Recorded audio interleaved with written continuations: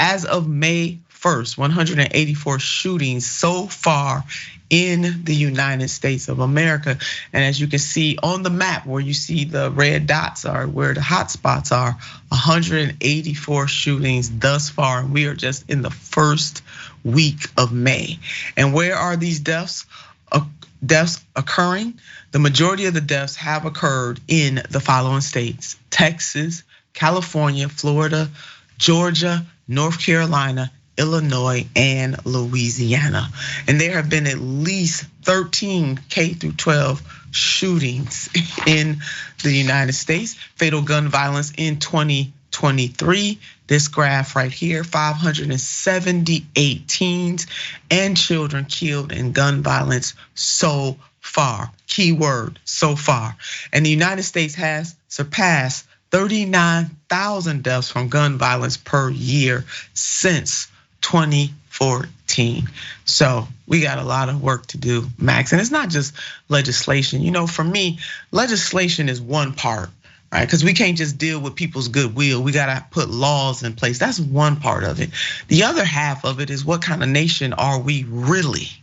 And what really is in the hearts and minds of most Americans, and are we going to continue to stand idly by to let the gun lobby continue to control elected officials? Are we going to continue to vote for elected officials that are controlled by the gun lobby? At some point, Max, we got to decide whether we're going to continue to be complicit, in my opinion, and you don't necessarily have to agree with me, whether or not we are going to continue, we the people are going to continue to be complicit in our own demise.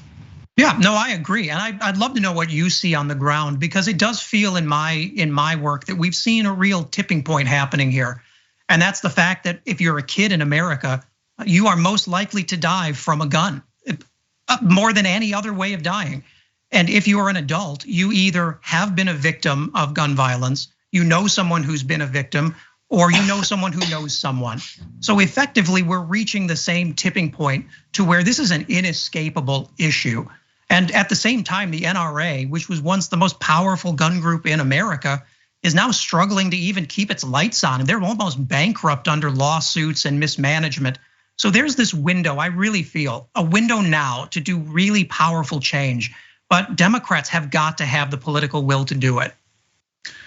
Well, Max, I really do hope that you are correct on that. I mean, some of the things that you identified and laid out about what some Democratic leaders have been doing in the states does give us some hope. However, you did point out, rightfully so, that we need federal action so that it's not just this hodgepodge from state to state, but that the federal government, as Senator Warnock laid out in his floor speech that we showed at the top of this segment, we need the federal government to have the intestinal fortitude to do something. And Max, I mean, we can't let Republicans off the hook. We're not gonna let anybody off the hook. But the 117th Congress, that was probably the best opportunity we had during this Biden presidency to really do anything about it. There was a moment in the Obama presidency that we had the opportunity to really do something about it. But in each of those times when Democrats controlled both chambers of the Congress, nothing that was deep really happened. Yeah, it's a history of missed opportunities, and people have gotten more and more frustrated.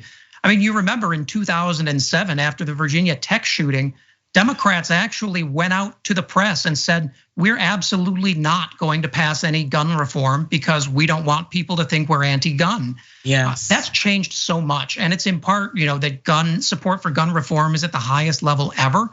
And the answer is to hold everyone accountable. If there are Democratic politicians in your district who are soft on gun reform, find candidates who are tough on it and primary those people, because they are not helping us and they are certainly not helping you.